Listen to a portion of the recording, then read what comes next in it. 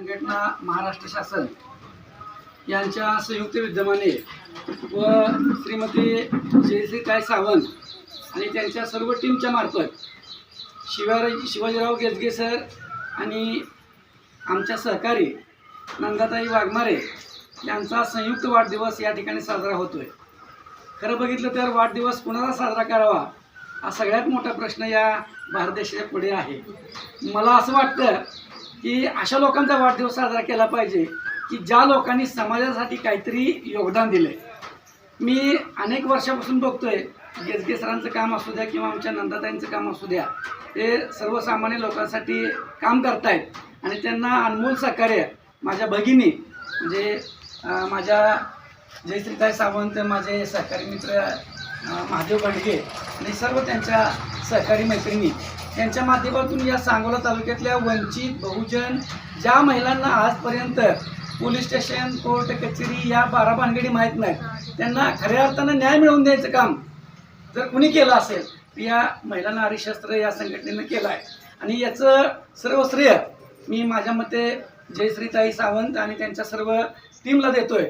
आणि या उत्सव म्हणून आज माननीय अखिल भारतीय महिला समाजाचे तालुका अध्यक्ष माननीय गेजगे साहेब आणि तसेच आमच्या महिला शक्ती संघटनेच्या नवीन ज्यांनी कार्यभार सोपवला आणि त्यांच्याकडं त्या महिला शक्तीच्या तालुका अध्यक्ष माननीय नंदाताई वाघमारे त्यांचा आज वाढदिवस आहे। खरं तर आज आपण जिथे तिथं बघतो फटाक्याची आतिषबाजी असते, जिकडे तिकडे विविध पद्धतीने पार्ट्या वगैरे एन्जॉय करून कार्यक्रमाचं आयोजन करतात, पण आमच्या या महिला शक्ती क्षेत्राच्या माध्यमातून आम्ही जगाला एक आदर्श निर्माण करण्याचं काम आमच्या माध्यमातून केले।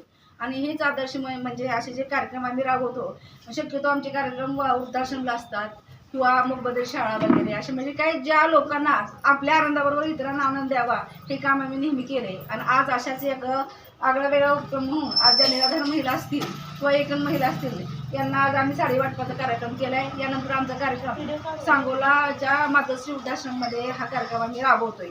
खरं तर आज आम्हाला इतकं हे वाटतं की देशाची परिस्थिती आज इतकी बिकट झालेली आहे की माणसाला म्हणजे माणूस म्हणून ओळखण्यासाठी सुद्धा माणसाला खूप म्हणजे परिश्रम घ्यायला लागतंय। आज की एखादा व्यक्ती जर आपल्या पुढे आला तर त्याला माणूस चहा पिण्याच्या ह्याच्यात माणूस म्हणतो की चहा कसा पाजायचा, पण आज इतकं मोठं मन करून आमचे गेजगे साहेब आहेत, आज एज्युकेटेड आहे आणि आमच्या नंदा मॅडम यांनी एक आगळा वेगळा जगापेक्षा एक वेगळं काय करायचं म्हणून त्यांनी आज इथं साडी वाटपाचा कार्यक्रम आणि वृद्धाश्रमाचा खाऊ वाटपाचा कार्यक्रम आज दोन्ही कार्यक्रम आज राबवलेत। आणि खरं तर अशा माणसांना आम्ही नेहमी पाठबळ देण्याचं काम अतिशय चांगल्या पद्धतीने सामाजिक बांधिलकी जगत केलंय।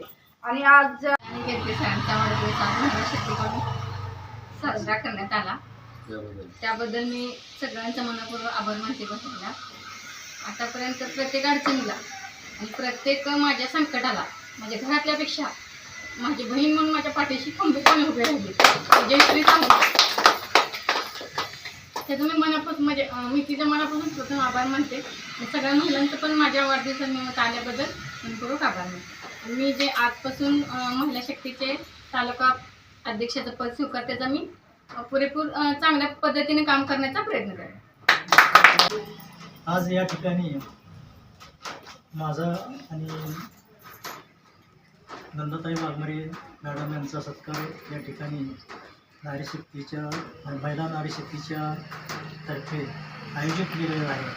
तरी प्रथमतः मी या नारी शक्ती महिला कार्यकारिणीचं मी आभार मानतो आणि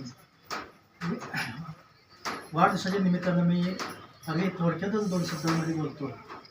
फक्त म्हणजे या ठिकाणी हा कार्यक्रम जो आहे तो कार्यक्रम म्हणजे सामाजिक उतराई जी आहे, सामाजिक ऋण जे आहे त्या सामाजिक ऋणातून काहीतरी आपण थोडंफार उतराई करायची हा एक त्या पाठीमागचा उद्देश आहे। आणि अशा तऱ्हेनं समाज ऋण व्यक्त करत असताना आपण जे काही समाजातील तळागाळातील जे काही गोरगरीब असतील तर यांच्यासाठी आपल्याला वाढदिवसाच्या निमित्तानं काहीतरी करता येईल का अशा प्रकारचा विचार मनामध्ये आला।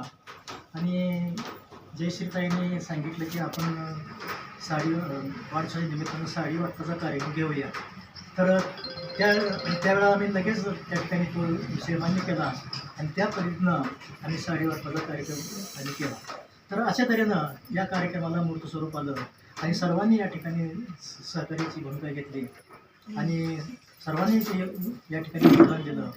तर या ठिकाणी फक्त एक काहीतरी चांगलं करायचं, एक पायंडा पाडायचा असा एक उद्देश आहे आणि त्या दृष्टीनं अशाच प्रकारचे चांगले चांगले जे काही उपक्रम जे असतील तर हे चांगले चांगले उपक्रम आम्ही भविष्यामध्ये राबवू आणि अशाच प्रकारे जनतेच्या सेवेमध्ये आम्ही राहू.